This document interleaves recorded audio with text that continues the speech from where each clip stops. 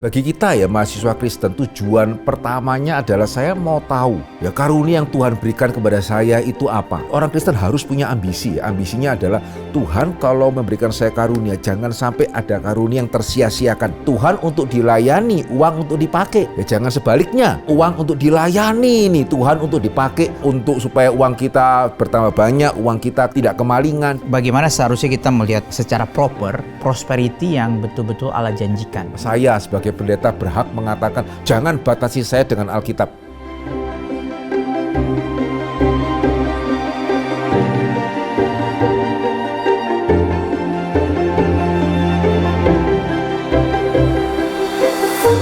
Henry, kali ini kita membahas mengenai core Christian belief. Ya, garis kias. Pertanyaan pertama, ini adalah suatu follow up dari episode-episode sebelumnya. Oke. Gereja yang saya tahu, kaum Injili yang sempat galau untuk membaptis ulang umat Katolik apabila convert menjadi Protestan, apakah seharusnya tidak perlu dibaptis ulang? Ya. Oke. Yang saya maksud Yesus yang mana, contohnya adalah gereja-gereja prosperity gospel. Percaya Yesus pasti akan memberi health, wealth, prosperity, atau salah mempraktikkan manifestasi Roh Kudus. Bagaimana dengan gereja-gereja atau pemimpin-pemimpin yang mengajarkan ini? Apakah tidak termasuk bermasalah dalam doktrin primer? Atau keselamatan hanyalah mencakup pengakuan Allah itu Esa, Allah itu tiga pribadi, ketiganya Allah.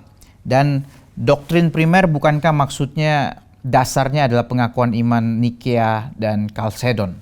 Ya, jadi mengenai Nicea dan Kalsedon terlebih dahulu, ya kita mengamini bahwa kedua konsili ini sangat penting, begitu ya. Ya karena memang kedua konsili ini kembali kepada firman Tuhan dan juga disetujui ya oleh orang-orang Kristen dari berbagai yang sekarang sudah ada berbagai golongan.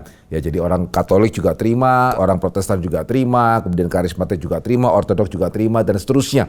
Ya sehingga Nicea dan Kalsedon itu penting bukan karena setara dengan Alkitab apalagi lebih tinggi, tidak ya, tapi karena memang kembali kepada Alkitab dan juga disetujui oleh orang-orang Kristen dari berbagai tempat dan juga berbagai waktu. Ya, jadi mengenai tadi ya bermasalah dengan doktrin primer Vicaris Kias. Dan sekali lagi ya, untuk kita menjadi dewasa kita perlu lebih jelas ya pemakaian kata ini maksudnya apa nih bermasalah. Nah, saya pikir kita perlu membedakan setidaknya menjadi dua. Yang pertama bermasalah dalam pengertian bertentangan langsung. Contoh paling terkenal dalam Alkitab Kristus antikristus. Gitu ya, itu kan bertentangan langsung ya di dalam sejarah gereja kita mengkategorikan itu sebagai bidat ya. Jadi kalau ada yang tidak percaya Allah itu Esa, gitu ya, tidak percaya Allah itu tiga pribadi, kalau tidak percaya ketiganya sepenuhnya Allah, ya maka di dalam sejarah gereja golongan-golongan seperti ini dikategorikan sebagai bidat. Ya, jadi bermasalah bisa mempunyai pengertian yang pertama itu bertentangan langsung, bertabrakan langsung. Tetapi begitu ya, juga kita perlu menyadari bermasalah bisa dalam pengertian tidak konsisten. Kau tadi sempat ditanyakan ya mengenai teologi kemakmuran itu bagaimana gitu. Nah, saya pribadi melihat teologi kemakmuran lebih cocok ditempatkan untuk kategori kedua. Ya, jadi mereka bisa jadi ya menganut teologi kemakmuran dan mengamini ketiga hal tadi. Tetapi kenapa kok saya mengatakan tidak konsisten ya? Karena jikalau mereka mengamini Yesus Tuhan, apalagi Tuhan yang sepenuh-penuhnya, betul kan? Ya ketiga pribadi itu sepenuhnya Allah ya, Yesus Tuhan sepenuh-penuhnya. Lah kok terus kemudian kenapa menjadi antroposentris? Ya kenapa mengajarkan teologi kemakmuran yang sebetulnya fokusnya kepada diri? Allah ada untuk memberkati saya. Begitu ya, jadi seolah-olah yang menjadi fokusnya adalah berkat Allah, dengan kata lain yang menjadi fokusnya adalah saya.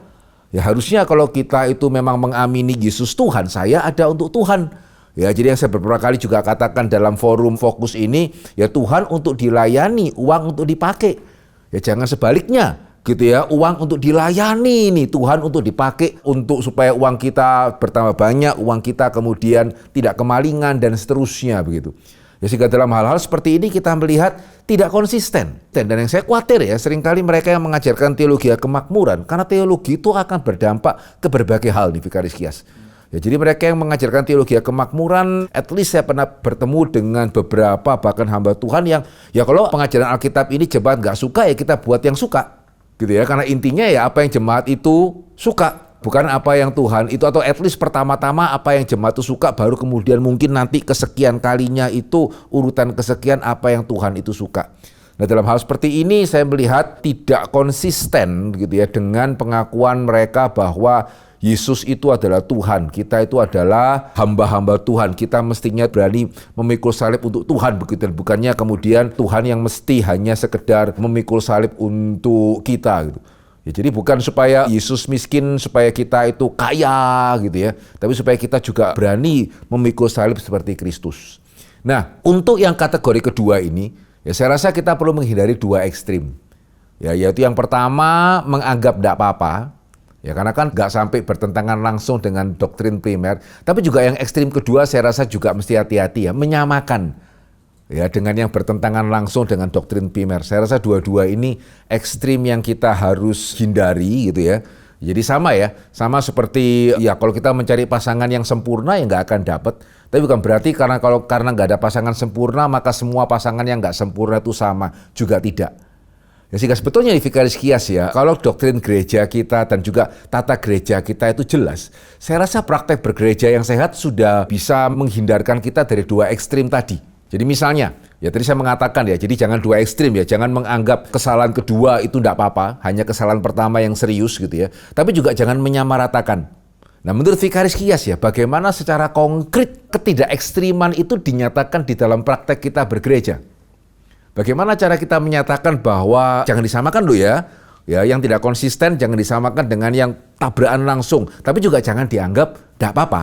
Nah, kira-kira ya, kalau saya boleh kembalikan kepada Vikaris Kias ya, kira-kira praktek gereja seperti apa ya yang sebetulnya secara berkala menginformasikan keseimbangan tadi ya, kalau saya boleh pakai kata keseimbangan, secara berkala menyampaikan keseimbangan tadi kepada jemaat. Ya, sederhananya kalau kita di GRI gitu, dan mestinya juga nggak cuma GRI ya, kita tidak membaptis ulang. Ya, bagi yang mau menjadi anggota jemaat GRI dari tadi misalnya gereja Katolik gitu ya, atau mungkin juga gereja-gereja karismatik yang mengajarkan teologi kemakmuran, kita tidak membaptis ulang. Ya, kecuali memang ada pernyataan yang salah ya, khusus beberapa gereja bukan Katolik sih, beberapa gereja karismatik pernyataan imannya bisa menimbulkan kebingungan ya, sehingga dalam kasus seperti itu ya terpaksa gitu ya kita membaptis ulang. Ya, tapi untuk yang tidak ya seperti Katolik bagi paling sederhana kita tidak membaptis ulang, tapi kan juga nggak langsung atestasi. Ya, sehingga bagi jemaat yang tadinya Katolik atau mungkin karismatik juga yang teologi kemakmuran, jika mau menjadi anggota gereja GRI kita CD. Gitu ya, berarti dengan kata lain kita mengamini baptisan mereka itu sungguh-sungguh, Tuhan kita sama gitu ya, tetapi ya masih seperti baptisan anak ya, gitu ya, sehingga secara pemahaman masih basic sekali ya, sehingga akhirnya ketika mau menjadi anggota GRI harus ikut proses katekisasi dan diteguhkan. Ya, jadi apa yang mereka itu amini diteguhkan ya, sehingga kalau di GRI kita menjalankan CD. Jadi tidak dibaptis ulang tetapi juga tidak bisa diatestasi langsung, CD. Nah, saya rasa ini kebijakan yang seimbang. Ya, jadi bukannya kita tidak mengakui Tuhan Katolik dan Tuhan karismatik sama, tapi juga ya seperti baptisan anak ya. Ya perlu diteguhkan lebih lanjut. Nah, ini pentingnya sebetulnya doktrin gereja. Tadi sempat bicara mengenai prosperity gospel begitu. Bagaimana seharusnya kita melihat secara proper prosperity yang betul-betul Allah janjikan.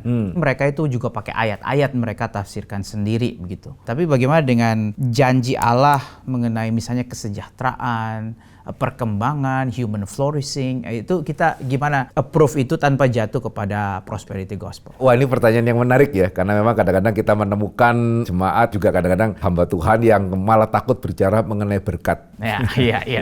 Jangan ya, jadi sekali lagi ya, proper. Dan sebetulnya malah ini menjadi satu kesatuan ya, karena kita percaya Allah adalah Bapa, karena kita percaya Allah itu Tuhan, ya maka kita percaya Allah memelihara kita. Juga ya, karena kita percaya Allah itu adalah pencipta kita, pemelihara kita gitu ya, maka kita meminta kepadanya. Jadi apakah boleh berdoa meminta berkat Tuhan di berdoa Bapa kami juga berikanlah kepada kami makanan kami kok gitu ya, dengan juga jagalah kami, jauhkan kami daripada apa yang jahat, ampunilah kesalahan kami, yang berarti kiranya Tuhan jangan menjauhkan pertolongannya dari kita gitu. Loh ya, enggak salah. Ya, jadi intinya adalah konsisten ya. Jadi kalau kita itu percaya Allah itu Allah, which is berarti kita percaya sumber berkat itu berasal dari Dia, gitu ya. Ya kenapa kita tidak minta? Ya kenapa kita tidak berharap menerima kecukupan dari Dia? Tapi juga sebaliknya, kalau kita percaya bahwa Allah itu Allah gitu ya, kenapa justru kemudian kita mengutamakan yang lain? Ya kalau nggak diberkati, kecewa dan seterusnya gitu. Jadi ya secara proper ya, justru ketiga keyakinan tadi ya, kalau kita benar-benar itu menghayati, itu berlaku untuk segala hal. Ya karena kita percaya Allah itu Allah gitu ya, Yesus itu Tuhan, maka kita berdoa juga dalam nama Yesus. Tapi ya sekali lagi, fokus kita tetap adalah carilah dahulu kerajaan Allah dan segala kebenarannya, ya maka semua akan ditambahkan. Gitu ya, jangan kemudian hanya fokus yang terakhir dan melupakan yang mencari kerajaan Allahnya. Begitu. Ini ada guidance dari Pak Henry, misalnya secara konkret mahasiswa Kristen sama mahasiswa yang ya bukan gitu ya, yang umumnya begitu, mahasiswa punya cita-cita besar, jadi mendapatkan tempat terbaik, lulusan terbaik, pekerjaan terbaik begitu ya, itu menjadi goal setiap hari, itu mikirin itu terus begitu. Dan Kristen bagaimana? Kristen gitu ya? Bagaimana? Oke, nah ini bagus, terima kasih pertanyaannya ini. Ya, jadi sekali lagi ya, kalau kita percaya tadi ya ketika pernyataan itu, ya maka itu berarti kita juga percaya segala sesuatu dimulai dari Allah. Ya sehingga bagi kita ya mahasiswa Kristen, tujuan pertamanya adalah saya mau tahu ya karunia yang Tuhan berikan kepada saya itu apa. Saya percaya saya ciptaan Tuhan. Ya saya percaya saya bukan produk kebetulan. Begitu ya, saya percaya setia, apalagi saya bukan cuma sekedar ciptaan Tuhan, saya umat pilihan Tuhan. Yang berarti Tuhan memberikan bakat, Tuhan memberikan karunia, Tuhan memberikan talenta. Setiap orang berbeda, ada yang diberikan 1, ada yang diberikan 3, ada yang diberikan 5. Nah tanggung jawab saya adalah menemukan karunia itu, menemukan bakat yang Tuhan berikan kepada saya, mengembangkannya dengan semaksimal mungkin. Nah kalau memang saya diberikan bakat untuk level 5 gitu ya, ya maka saya akan menjadi pemimpin, katakanlah begitu.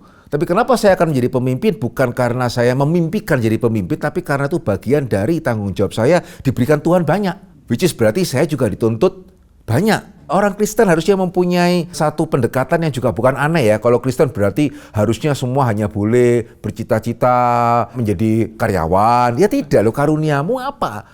Yang diberi banyak dituntut banyak, yang diberi sedikit dituntut sedikit. Gitu ya. Nah, kita belajar itu untuk sebetulnya mencari, menemukan karunia apa yang Tuhan berikan kepada kita. Dan ini orang Kristen harus punya ambisi. Ambisinya adalah Tuhan kalau memberikan saya karunia, jangan sampai ada karunia yang tersia-siakan. Ya kalau Tuhan kasih saya karunia itu harus bisa dipakai sepenuhnya, begitu ya. Itu harusnya menjadi ambisi dari setiap, bukan cuma mahasiswa ya, setiap orang Kristen. Jadi jangan terlalu rendah hati ya. Saya tidak bisa apa-apa gitu ya. Itu jangan-jangan itu pada kita, jangan sampai juga kita memendam karunia yang Tuhan berikan kepada kita gitu. Ketika mahasiswa berhasil dan diwisuda, apa perasaan baik dia sendiri maupun misalnya orang tuanya? Biasa kan men-sharingkan, memberitakan di grup jemaat. Iya. Apa sebetulnya yang membedakan sukacita ini dengan mungkin yang bukan Iya. Jadi persamaannya ya, sukacita, tapi juga yang kedua, nah ini mungkin nggak semuanya sama ya, bersyukur. Yang pertama sukacita, orang ateis juga kalau anaknya lulus sukacita ya, tapi apakah mereka bersyukur kepada Tuhan? Ya enggak. Nah yang sangat penting itu bersyukur karena apa? Ya bukan cuma bersyukur karena lulus ya, itu evolusionis tuh. Berarti saya survive nih, saya lulus. Iya. Ya bersyukur karena wah saya semakin jelas. Ya saya SMP, saya mulai jelas gitu ya. Oh kelebihan saya ini nih, SMA saya lebih jelas. Sekarang kuliah saya lebih jelas. Dan itu juga akan menentukan kira-kira saya perlu ngambil S2 gitu ya, atau saya bekerja. Nah bersyukur karena kita semakin dan semakin menyadari rencana Tuhan bagi saya itu apa, dan Tuhan pimpin kita masuk ke milestone yang selanjutnya.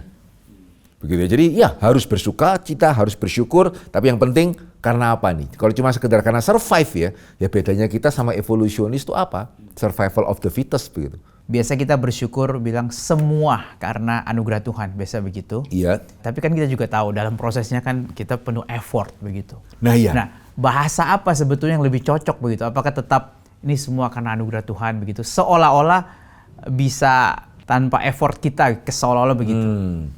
Bagaimana kita melihat keduanya itu? Ya, jadi sebetulnya ya kalau dalam teologi reform gitu kita membedakan antara lahir baru dan pengudusan. Jadi pengudusan itu memang ada kita berbagian. Ya, dan termasuk ya pada waktu kita itu lulus karena kita belajar sungguh-sungguh, ada satu sukacita yang nggak bisa didapatkan oleh mereka yang lulus karena nyontek atau karena nggak sungguh-sungguh. Ya, jadi saya ingat sekali pada waktu saya akan diwisuda S1 saya kan nggak langsung teologi ya.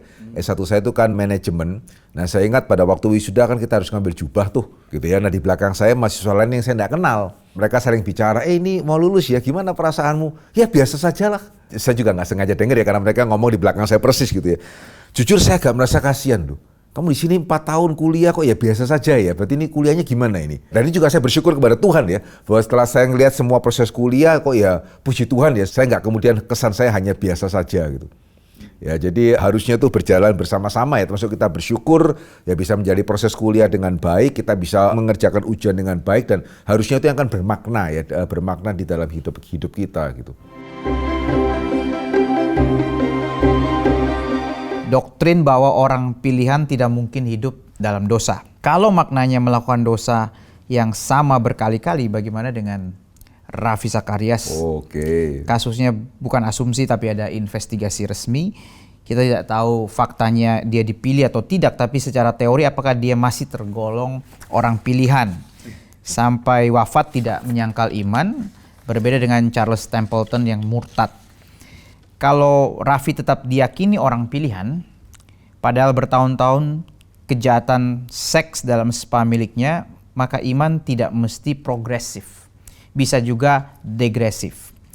Gereja juga tidak cukup sebatas doktrin, sebab faktanya ada gap, tidak otomatis jadi praktek. Padahal targetnya adalah praktek. Ya oke, jadi sepertinya memang perlu ya, cuman meskipun coba kita akan pikirkan ya untuk membuat satu seri lecture mengenai predestinasi ya, mengenai pilihan. Kok saya boleh mengatakan pertanyaannya kurang tepat tuh Vikaris Kias. Gitu ya, pertanyaannya apakah Rafi orang pilihan atau tidak? Ya itu pertanyaan yang kurang tepat ya, sama dengan jenis pertanyaan yang lain, bagaimana saya tahu saya ada Roh Kudus atau tidak? Lalu pertanyaan yang tepatnya itu bagaimana? Pertanyaan yang tepatnya adalah apakah Rafi Zacharias itu sungguh-sungguh sudah bertobat dan menerima Yesus sebagai Tuhan dan Juru Selamat? Gitu ya, pertanyaan itu tuh. Gitu ya, karena jikalau dia benar-benar bertobat dan menerima Yesus sebagai Tuhan dan Juru Selamat, maka itu berarti Roh Kudus sudah bekerja di dalam hatinya. Begitu, dan itu sebenarnya menunjukkan dia adalah orang pilihan. Ya demikian juga kalau Rafi itu benar-benar sudah bertobat dan menerima Yesus sebagai Tuhan dan Juru Selamat, maka Roh Kudus juga sudah masuk dalam hatinya. Yang berarti nggak usah ditanya dia ada Roh Kudus atau tidak. Gitu ya. Jadi ini penting sekali ya saudara-saudara, karena jangan sampai kita menempatkan predestinasi lah atau manifestasi-manifestasi Roh Kudus yang lain begitu ya, seolah-olah lebih utama dari pertobatan dan iman. Gitu ya, karena ketika kita melakukan itu maka kita akan jatuh kepada kebingungan loh. Jadi pertanyaan yang harus pertama-tama muncul dalam kepala kita, ya termasuk kalau misalnya ada ya di antara pendengar kita yang hari ini tidak yakin ya dia sudah selamat atau tidak. Nah kembali berarti saudara harus bertanya, saya ini betulan percaya Yesus Tuhan dan Juru Selamat atau tidak? Saya betulan tuh sudah sadar saya berdosa atau tidak? Saya betulan sadar nggak saya tidak bisa menyelamatkan dosa-dosa saya sendiri? Ya saya perlu Juru Selamat dan saya percaya Yesus itu Allah menjadi manusia, mati menebus dosa saya. Gitu ya, sehingga justru karena saya yakin saya tidak bisa menebus dosa saya sendiri, saya minta ampun dan saya mau menerima dia sebagai Tuhan saya. Ini pertanyaan yang paling utama yang jangan gitu ya dinomorduakan dari pertanyaan lain apapun. Ya sehingga berkenaan dengan contoh Rafi ya, pertanyaannya adalah ya dia apakah sungguh-sungguh pernah bertobat, apakah dia sungguh-sungguh pernah menerima Yesus. Nah untuk itu ya saya tidak tahu. Yang tahu satu adalah dia, dan yang kedua harusnya gereja termasuk hamba Tuhan yang membaptiskan dia tuh. Nah saya tidak tahu ya hamba Tuhan yang membaptiskan dia itu siapa, proses baptisannya itu seperti apa. Ya sehingga ini menarik ya, tadi kan dikatakan tema kita adalah core Christian belief ya. Ternyata dua pertanyaan itu sama-sama mengarah ke gereja. Ya, jadi yang pertama harusnya praktek gereja yang sehat langsung dibedakan. Oh ini nggak baptis ulang, tapi juga nggak atestasi. Harusnya ini berarti CD. Nah ini juga sama loh. Ini berarti bagaimana prosesnya dia dibaptis. Saya tidak tahu apakah dia juga di CD, apakah dia baptis anak. Saya harus mengatakan saya tidak tahu. Ya sehingga apakah dia sungguh-sungguh bertobat atau menerima Yesus? Ya dia dan gerejanya sih yang tahu. Ya dia dan gembalanya ya yang membaptis dia, harusnya mereka yang sepatutnya untuk ditanya. Ya tapi apakah berarti kemudian wah karena dia berbuat dosa gitu ya, maka pasti dia tidak sungguh-sungguh bertobat nanti dulu. Gitu ya kan tadi dikatakan bahwa kalau predestinasi dimengerti tidak bisa hidup dalam dosa, dimengerti tidak bisa melakukan dosa yang sama. Saya khawatir tidak ada seorang pun di antara kita itu yang benar-benar bertobat loh. Termasuk kalau andai kata ini yang bertanya ini mendengar ya, izinkan saya bertanya kepada saudara, dari 100 dosa yang saudara lakukan kira-kira mayoritas kurang lebih sama atau lain-lain? Begitu ya. Ya jadi bukan berarti kemudian kalau orang Kristen tidak bisa melakukan dosa yang sama, cuman ya tidak bisa dia menikmati dosa. Akan ada teguran dari dalam hatinya, juga ada disiplin Tuhan secara eksternal. begitu ya, sehingga orang Kristen tidak akan bisa untuk sungguh-sungguh menikmati dosa, apalagi membangga-banggakan dosa, mengajak orang lain berdosa bersama-sama dengan kita. Ya kan ada suara Roh Kudus di dalam, ada disiplin Tuhan itu di luar. Tapi bukan berarti orang Kristen tidak bisa melakukan dosa yang sama, begitu ya, karena selama kita dalam dunia ini memang kita tidak mungkin sempurna, gitu ya, sehingga kita akan tetap jatuh ke dalam dosa. Itu kenapa kita perlu terus refleksi diri, kita perlu terus juga minta ampun kepada Tuhan, kita perlu terus juga bertumbuh, jangan mandek di dalam pertumbuhan kita. Ini mengenai hamba-hamba Tuhan terkenal yang jatuh. Kalau Raffi itu kan setelah dia meninggal ya, baru diketahui, diinvestigasi dan sebagainya, dan kita nggak tahu responnya. Tapi kayak Stephen Lawson, kemudian Philip Yancey itu kita lihat ada penyesalan, disiplin. Apakah itu tanda yang baik juga? Oh iya. Oke, sehingga dalam hal ini ya, nah ini menariknya ya, secara manusia ya Raffi itu akan dilihat untung nih, gitu ya. Baru kebongkar setelah dia meninggal nih, untung nih gitu ya. Tapi sesungguhnya secara iman Kristen, secara keselamatan itu disadvantage buat dia, gitu ya. Jadi betul yang dikatakan Vikaris Kias, fakta bahwa dia tidak ketahuan sepanjang dia itu hidup, ya sehingga dia tidak ada kesempatan untuk menyesalinya di depan umum. Ya secara dunia itu keuntungan, ya secara iman Kristen itu sesuatu ketidakuntungan. Ya cuman saya tidak merasa berhak untuk mengatakan, oh berarti pasti dia nggak nyesel tuh. Pasti dia menikmati sepenuh-penuhnya tuh, semua yang dia lakukan tuh. Ya at least saya pribadi tidak merasa appropriate ya untuk saya mengambil kesimpulan itu. Cuman ya memang disadvantage justru bagi dia ya, ketika dosa-dosanya tidak terbuka pada waktu dia masih hidup gitu. Katolik atau karismatik percaya setelah wafat Yesus itu turun ke Sheol atau Hades untuk membawa orang-orang kudus di perjanjian lama yang tersandra ke Firdaus. Ini didukung frase descended into hell dalam kredo orang mati ya. Ya, dalam pengakuan iman rasuli. Nah, frase ini misleading bagi jemaat, apalagi diucapkan setiap minggu. Mengapa Gary tidak meralat atau menghapus? Katanya tradisi bisa salah. Seberapa fatalkah bila kita menerima pandangan ini dari Katolik dan karismatik? Apakah ini tergolong isu primer atau sekunder? Nah kalau primer dalam pengertian dipahami bahwa ini menentukan bidat atau tidak, ya tidak ya. Jadi bukan isu primer dalam pengertian tidak akan kemudian gereja yang menerima itu otomatis menjadi bidat gitu ya, tidak ya. Jadi ya sekali lagi ya kita perlu lebih presisi di dalam kita mengatakan primer dan sekunder. Jadi oke, tapi ya, baik ya dia bertanya ya. Jadi kalau pertanyaannya untuk primer dan sekunder ya tidak. Ya ini bukan suatu hal yang primer gitu ya. Nah gini, Vikaris Kias ya, kenapa ya kok bukan cuma di GRI ya, harusnya cukup banyak gereja Protestan yang, bahkan kalau saya boleh mengatakan jangan-jangan mayoritas ya gereja yang setiap minggunya membacakan pengakuan iman rasuli, ya saya rasa mayoritas masih memasukkan frasa itu ya, turun ke dalam dunia orang mati. Ya sehingga meskipun memang ya saya pernah membaca bahwa itu merupakan frasa yang ditambahkan begitu ya. Cuman ya memang kita mesti menyadari pengakuan iman rasuli sendiri kan asal mulanya sampai sekarang kan tidak bisa dikatakan sepenuhnya jelas begitu ya. Ya jadi terus kenapa kok GRI dan juga banyak gereja atau bahkan mayoritas gereja mesti mempertahankan ya, karena kita mesti menyadari ya salah satu fungsi daripada membacakan pengakuan iman rasuli setiap minggu ya itu kan namanya pengakuan. Kita ngaku kepada siapa nih? Gitu ya, kan kita bukan ngaku kepada Tuhan gitu ya. Pengakuan kan nggak sama dengan doa ya. Pengakuan iman rasuli berarti kita mengaku di antara kita. Ya, termasuk kita mengaku kalau andai kata ada orang yang bukan orang Kristen yang kemudian datang beribadah pada saat itu tuh. Nah, apa yang kita akukan? Gitu ya. Selain daripada kita mengakukan konten daripada kalimat-kalimat pengakuan iman rasuli, kita juga mengaku bahwa kita itu merupakan satu kesatuan. Jadi gereja itu sangat beragam, itu termasuk di dalam keindahan Tuhan, gitu ya, keindahan kerajaan Allah. Tapi di balik segala keberagaman kita mempunyai core belief yang sama. Ya sehingga akan menjadi pengakuan yang justru tidak baik ya kalau gereja itu setiap minggu pengakuan iman rasulinya beda-beda. Iya. Itu justru tidak menjadi kesaksian yang baik. Ya sehingga akan sangat baik, sehingga itu kenapa ya sangat baik kalau sebelum pengakuan iman rasuli dahului dengan bersama dengan jemaat Tuhan di segala tempat dan segala zaman. Ya mari bersama-sama kita menyatakan pengakuan iman kita seturut pengakuan iman rasuli. Ya sehingga itu kenapa kita tidak mengubah, itu yang pertama itu kenapa kita nggak akan gampang-gampang ya mengubah pengakuan iman rasuli. Tapi juga yang kedua, Ya karena kan pernyataan itu sendiri tidak harus otomatis salah. Iya, iya. Ya misleading kan nggak harus berarti kemudian pernyataan itu sendiri kemudian salah. Ya sehingga kita lebih memilih menjelaskan kepada jemaat. Ya turun ke dalam dunia orang mati itu artinya adalah Yesus sungguh-sungguh mati. Ya bukan Yesus turun ke dalam Seol atau Hades begitu ya. Bukan ya, karena Yesus mengatakan ini sudah selesai. Tetelestai, ya kepadamu kuserahkan nyawaku, hari ini juga engkau akan bersama-sama dengan aku begitu ya. Ya sehingga ketika Yesus menghembuskan nafas terakhir, karya kematian itu sudah selesai.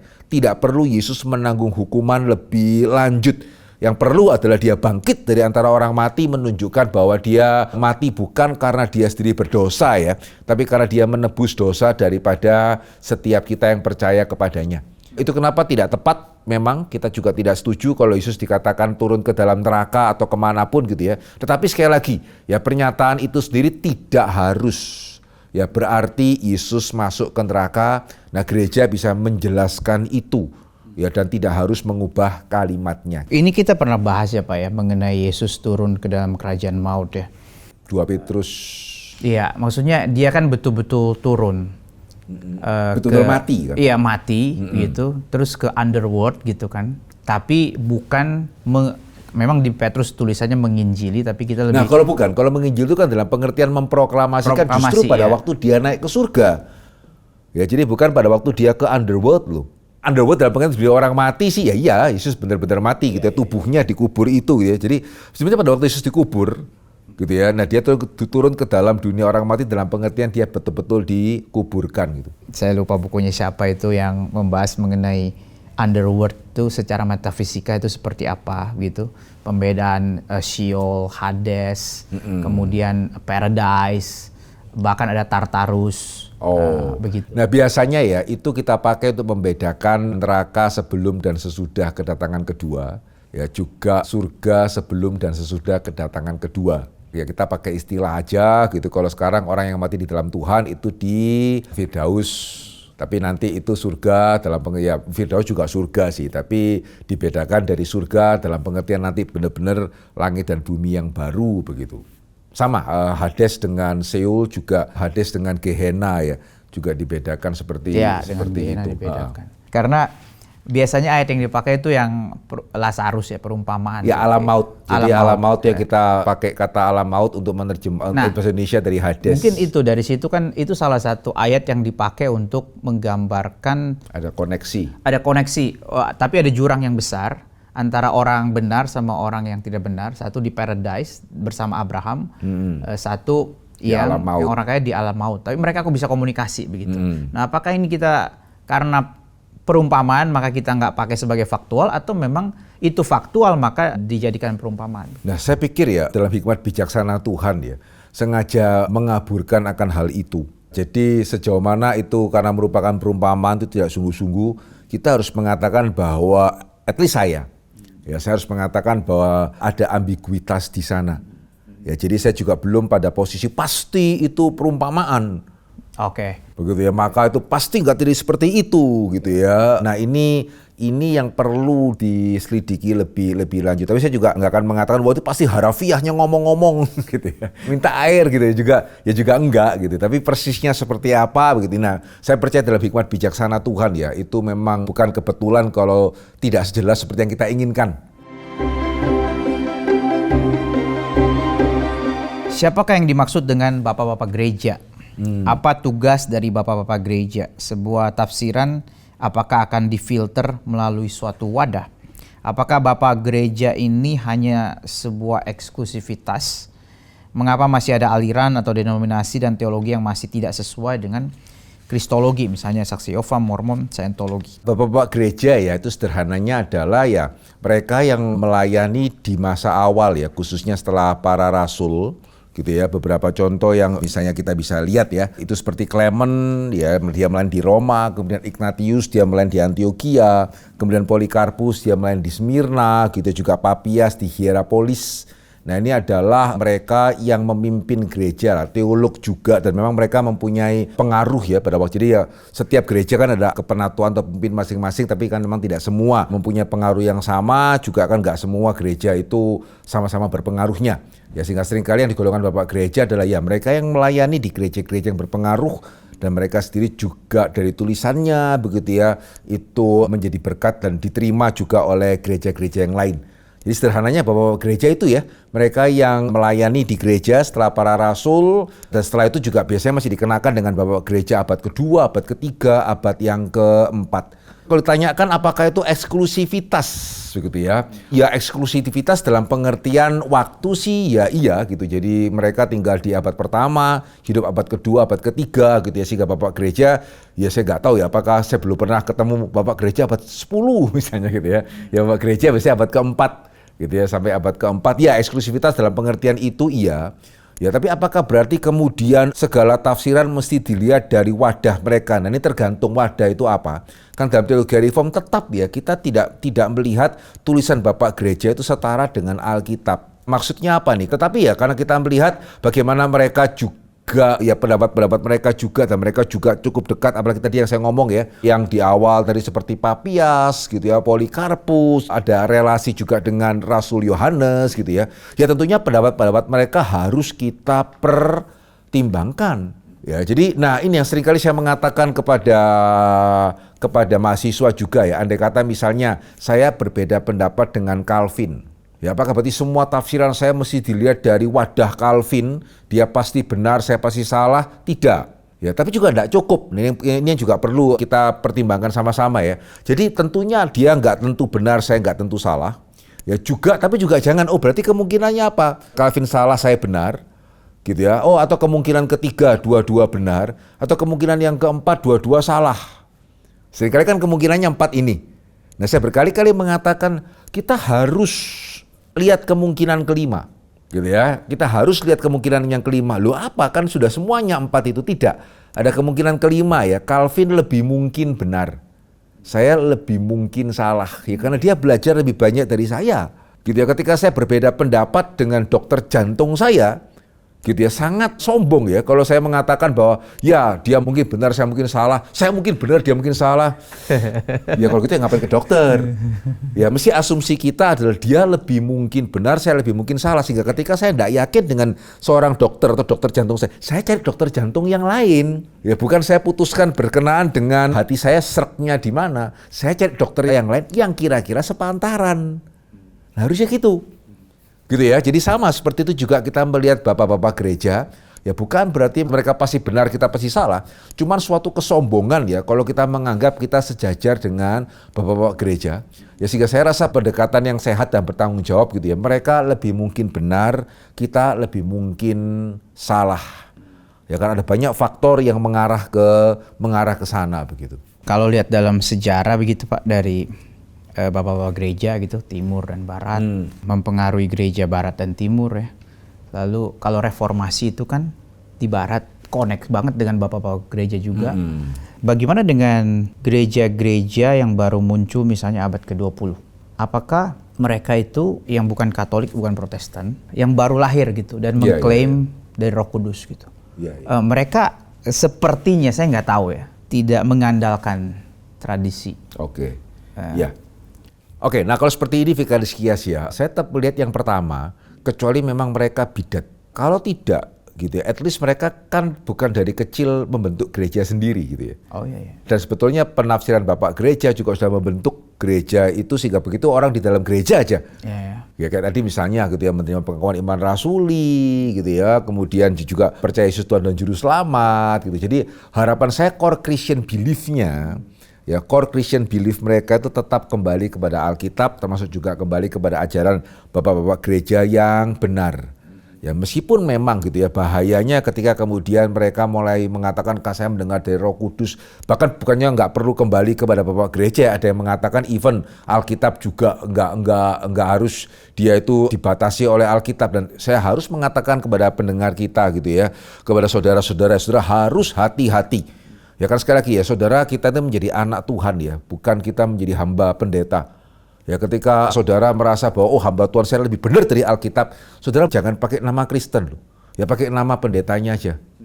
Gitu ya. Jadi kalau saudara meyakini bahwa saya sebagai pendeta berhak mengatakan jangan batasi saya dengan Alkitab. Ya berarti jemaat saya harus berhenti pakai nama Kristen, pakai nama apa? Hendri atau apa gitu ya. Ya sehingga saudara mesti menyebut diri sebagai orang Kristen ya. Kenapa saudara mengikuti hamba Tuhan yang merasa dirinya lebih daripada Alkitab? Ya kita mesti peka juga ya di dalam hal-hal yang seperti ini. Itu bahaya dan sangat-sangat berbahaya sekali. Ya, sehingga kalau ada hamba Tuhan yang merasa dirinya lebih besar daripada Alkitab, ya jemaatnya harus mulai menentukan saya ini Kristen atau karena Kristen kan dari Kristus ya. Ya, atau saya mau ganti nama nih, ya sesuai dengan nama hamba Tuhan saya. Jadi saya bukan pengikut Kristus, saya pengikut hamba Tuhan saya. Begitu ya, yang pengertiannya, yang Allah berbicara lebih daripada Allah berbicara melalui Alkitab. Ya, jadi hati-hati ya, jangan mau mudah-mudah kemudian kita mengikuti apa yang tidak tepat begitu. Pertanyaan saya adalah apakah pantas kita menyebut Allah Tritunggal dengan sapaan engkau? Apakah tidak lebih baik kita menggunakan dikau? Untuk manusia berdosa saja kita berikan sapaan penghormatan yang tinggi. Contoh, yang mulia kepada hakim, yang terhormat bagi anggota legislatif. Bahkan kepada orang tua kita sendiri kita dianggap tidak sopan bila memanggil mereka dengan sapaan engkau atau kau. Apa karena kita sudah terbiasa dengan penggunaan kata engkau dalam Alkitab terjemahan baru? Ya, kita perlu agak berhati-hati sih dengan makna sebuah kata ya. Contoh sederhananya aja perempuan dan wanita. Ya, saya ingat pada waktu saya masih SD, guru saya cerita terbalik. Kalau dulu itu perempuan dianggap lebih sopan, wanita tidak. Tapi pada waktu saya SD itu wanita dianggap lebih sopan daripada perempuan. Nah, sekarang kelihatannya agak terbalik lagi ya. Gitu ya. Jadi kata itu bisa berubah-ubah, Vikaris Kias. Nah, untuk kata engkau sendiri ya at least ini kan tadi kalau nggak salah yang bertanya dari mana tadi? Aronia dari NTT. Ya, jadi kalau at least bagi kita di Jawa sih kata engkau itu nggak sopannya sih, gitu ya. Nah, kalau LAI menerjemahkan engkau ya tentunya karena memang kata Yunani dan kata Ibrani yang dipakai itu paling cocok diterjemahkan engkau. Karena memang dalam penerjemahan itu kita juga mesti mempertimbangkan aspek imanensi juga ya. Saya nggak tahu apakah itu yang menjadi pertimbangan LAI dan memang ya kata engkau dipandang netral ya merupakan kata yang tepat untuk menerjemahkan kata Ibrani atau kata Yunaninya. Ya sehingga saya pribadi tidak merasa bahwa atau tidak melihat ya bahwa kalau kita mengatakan ya engkau Tuhan, wah enggak hormat nih. Saya tidak melihat itu sebagai tanda ketidakhormatan ya. Kalau kita menyebut Tuhan sebagai ya engkau Tuhan gitu, pimpinlah hambamu ini misalnya. Saya rasa kok merasa itu oke. Bahkan Yesus kita langsung panggil namanya ya. Ya waktu kita lagi bicara atau bahkan ya, ada yang mempermasalahkan hal itu dan bagi saya ya kalau ada yang mau mengharuskan memakai kata Tuhan Yesus ya baik juga. Tapi kalau sekali lagi hari ini juga sedikit sekali orang yang merasa wah kamu nggak hormat nih ketika bilang Yesus secara langsung tanpa ada kata Tuhan di depannya gitu. Terima kasih buat semua jawabannya. Kita bersyukur pertanyaan-pertanyaan sudah boleh dijawab. Tapi kalau saudara masih mempunyai pertanyaan yang lain, silakan mengirimkan pertanyaan Anda melalui WhatsApp atau komen di YouTube. Link kelas fokus episode 1-22 yang membahas dari penciptaan sampai eskatologi bisa didapatkan di dalam kolom deskripsi. Jika saudara mendapat berkat dari program ini, silakan share kepada yang lain. Mari kita bersama bertumbuh menjadi orang Kristen yang dewasa. Tuhan memberkati.